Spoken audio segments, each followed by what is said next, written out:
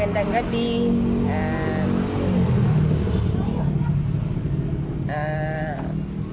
Magandang gabi mga kapatid ko sa Panginoon.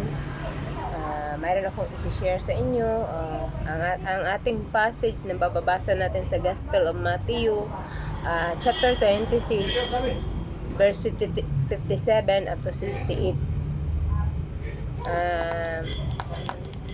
Ito po yung time si Jesus Christ dinakip. So isipin natin mabuti na halimbawa nasa isang korte ka, nasa isang korte tayo, alam mong wala kang kasalanan, alam natin wala tayong kasalanan, pero isa-isang may tumatayo na sumasaksi ng kasinungalingan laban sa atin. So binaluktot nila ang katotohanan, pinaratangan ka ng mali. So pinaparatangan ng mali. So example ito sa mangyayari sa ating buhay. So ano kaya ang magiging reaksyon natin? Ano ang mararamdaman natin halimbawang ganito ang mangyayari? Ang pinakamasakit pa ay walang nagtatanggol sa atin, walang nagtatanggol sa iyo. So ngayon ating pag-aralan ang Gospel of Matthew 26:57 to 68. Makikita natin na si Jesus sa pinaka hindi makatarungang paglilitis, nililitis si Jesus Christ na wala siyang kasalanan. So tinuring siyang kriminal, dinakip kahit na wala siyang nagawang kasalanan, pinagbintangan, dinuraan, kung ano-ano lang ginagawa nila kay Jesus. So ang pinaka-mensahe natin dito is, una, si Jesus Christ ay pinaratangan ng pawang mga kasinungalingan. Dinala siya kay Caiaphas. Hallelujah. Sa mga leader, ngadto sa mga punong pare, tapos nagdesisyon yung mga leader, gusto nilang patayin si Jesus Christ. So itong mga leaders ng relihiyon na ito, yung mga nagtuturo ng mga kasulatan, mga pare, pinatulan nila si Jesus Christ. Pinagbintangan sa walang katotohanan, pawang kasinungalingan lahat.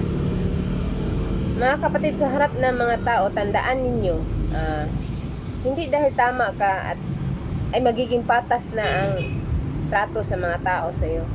Hindi porke nasa tama tayo ay magiging patas sila. So ikalawa, si Jesus Christ natiling tahimik. Tinanong siya pero hindi siya sumasagot. Nung tinatanong siya, totoo ba ang mga ipinaratang nila sa iyo? So si Jesus Christ walang imik. So alam niya ang oras kung kailan siya sasagot at kung kailan siya mananahimik at kung kailan siya magsasalita. Alam ni Jesus Christ yan. Bakit? Dahil ang tiwala niya ay nasa Diyos. Kaya hindi siya umimik nung pinagbintangan siya ng mga paratang na hindi naman niya ginawa. Na pinagbintangan siyang makasalanan na wala naman siyang kasalanan. So dahil sa paniniwala na sa Diyos, dahil sa pananalig niya sa Panginoon, sa Ama, ibinigay niya sa Ama ang lahat ng pagtitiwala niya at hindi niya pinagtanggol ang sarili niya dahil alam niya na may Diyos na magtatanggol sa kanya, ang Father God. So sa ikatlo,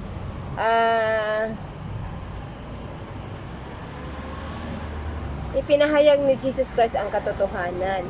So doon na nang tanungin siya na kung siya ang anak ng Diyos, sumagot siya ng malinaw. Hindi siya natakot, sumagot. Ang sabi niya nga, kayo na ang nagsabi. Ako nga. Yun na nga, nung tinanong nila si Jesus Christ kung siya talaga ang anak ng Diyos, so si Jesus Christ sumagot siya ng malinaw at hindi siya natakot. Ibig sabihin nito, pinakita ni Jesus Christ dito sa Mateo chapter 26 na may oras para manahimik at may oras din para magsalita. So ikaapat, siya ay tinanggihan at inalipusta. Unang-una, anong ginawa nila sa kanya? Dinuraan siya, sinaktan, pinagtawanan. Yan ang mga pangiinsultong natanggap ni Jesus Christ. Pinakamasakit na pangiinsultong tinanggap niya galing sa mga tao na nilikha niya. Siya ang Diyos, siya ang ating Diyos, pero ganon ang ginawa sa kanya ng mga leader sa mga relihiyon, mga pare. Ganon ang ginawa nila sa Panginoon, na hindi nila alam na yun pala ang Panginoon, na ginawa nila ng kasamaan, lahat ng kasinungalingan. Pero ang ginawa ni Jesus Christ, anong ginawa niya? Pero tiniis niya dahil mahal kanya. Mahal niya tayo, mga kapatid. Mahal na mahal tayo ni Jesus Christ. So ang tanong, mamahalin din ba natin siya? Ang tanong, kaya ba nating gayahin ang karakter niya?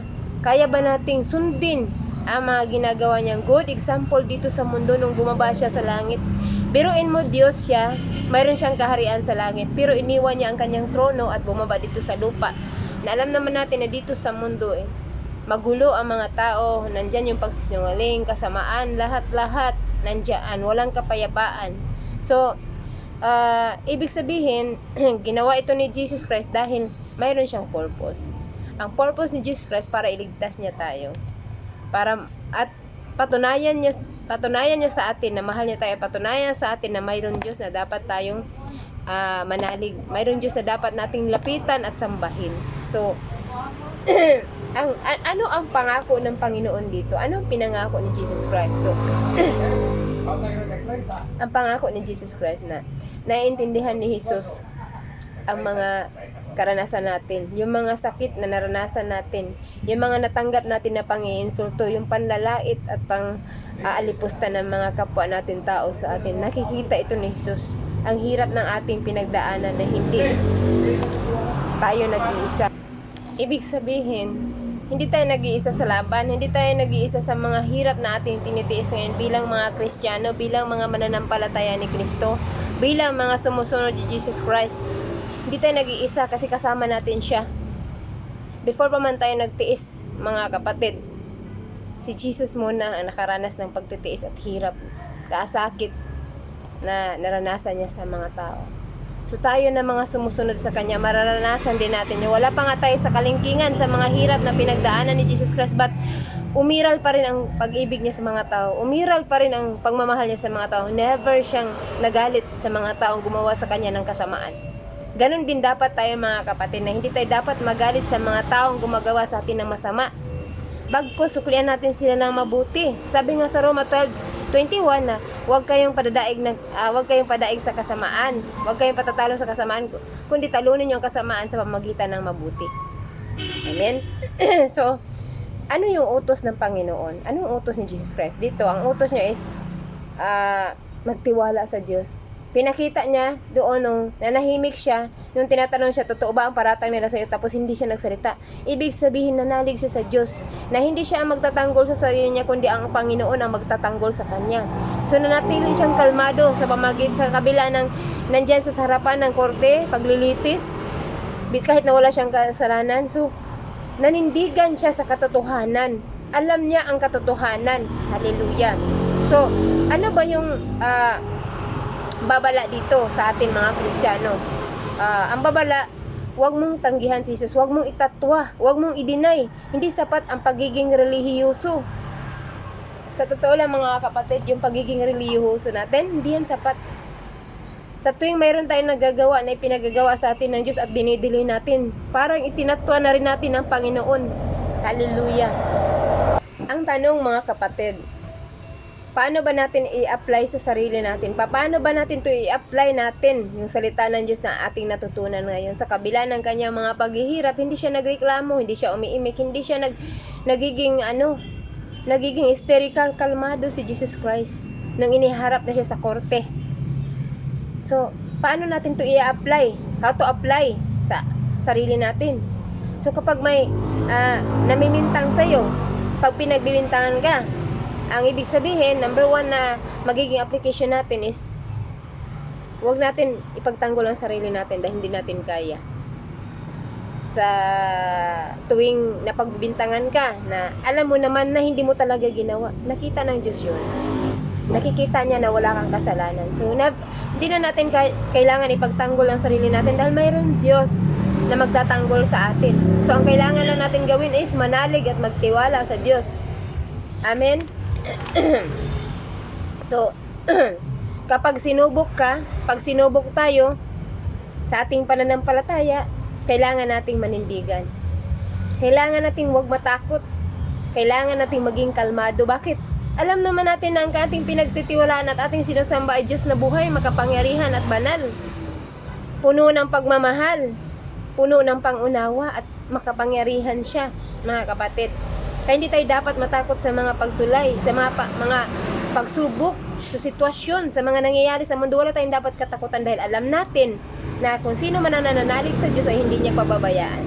Kung sino man ang lumalapit sa Diyos, hindi niya itatakwil. Hallelujah. So kung dumarating man sa punto na tayo ay nahihirapan ka na sa sitwasyon mo, sa buhay mo, alalahanin natin si Jesus Christ. Huwag natin tignan ang sarili natin lang. Huwag natin tignan ng ibang tao. Huwag natin tignan ang sitwasyon. Huwag natin tignan ang puso natin, ang buhay natin na hirap na tayo na sa kabila ng lahat ng mga ginagawa natin, na sumusunod tayo sa kalooban ng Panginoon, is nakikita pa rin ng mga tao na mali ang ginagawa natin kahit na tama ang ginagawa natin. Nilulutos tayo, pinagbibintangan tayo, pinagwikaan na tayo ng kung ano-ano at idinajudge tayo. But, mga kapatid, tandaan natin na hindi natin kailangan ipagtanggol ang sarili natin. Bagkos ang gagawin natin ay ipagkatiwala natin sa Diyos ang lahat. Kasi siya ang bahala sa atin. Trabaho niya yan. Ang trabaho natin isang sumunod sa kalooban ng Panginoon at hindi natin ikahihiya na ibahagi ang kaligtasan na si Jesus Christ. Si Jesus Christ na binigay ng Diyos Ama sa atin para tayo ay magkaroon ng kaligtasan. Para maligtas ang mga tao, magkaroon tayo ng opportunity, second chance na makapaglingkod tayo sa Kanya before siya bumalik, mga kapatid. Jesus is coming soon. Malapit na siyang bumalik. Mababasa natin yun sa Matthew 24 at sa Revelation na magkakaroon ng lindol, mga calamity o ano kaguluhan sa mundo, mga patayan. O yun na nangyayari na ngayon, mga kapatid, sa ibang bansa. Kaya ang ating ihanda is ang mga sarili natin kung paano tayo haharap sa Panginoon. Kaya naman natin humarap sa Kanya na walang makakaplagan, walang matagpuan sa atin naman siya, walang bahid ng kasalanan, na nadatnan niya tayo na naglilingkod sa Kanya at nananalig sa Kanya. O baka naman madatnan tayo ni Jesus Christ na nasa makamundong gawa. Kaya ngayon pala, mga kapatid, isipin na nating mabuti kung ano ang dapat nating ihanda. Number 1, sarili natin. At ang pinaka-reason dyan, mga kapatid, kung bakit si Jesus Christ ay nanahimik, para iligtas tayo. Niligtas ka niya. Nanahimik siya para iligtas ka. Hindi dahil mahina siya, kundi dahil yun ang katotohanan, yun ang kalooban ng Panginoon na mangyari. Kaya ng Panginoong Diyos na magpadala ng mga anghel sa langit upang iligtas si Jesus Christ. At kailangan mangyari ang kalooban ng Panginoon kasi kung walang Jesus Christ na mamamatay sa krus, wala din tayong kaligtasan at wala tayo ngayon sa Kanya. Amen? So, ang tanong, susunod ka ba kay Jesus? Amen. So tayo po ay manalangin. Panginoong Diyos, maraming salamat sa iyong mga salita, banal salita. At salamat, Panginoon, na ang katahimikan, Lord, ay hindi pala siya talunan, Panginoon, kundi isang kalakasan, Panginoon, na mangyayari sa mga mananampalataya. Lord, pinagkatiwala namin sa iyo ang lahat.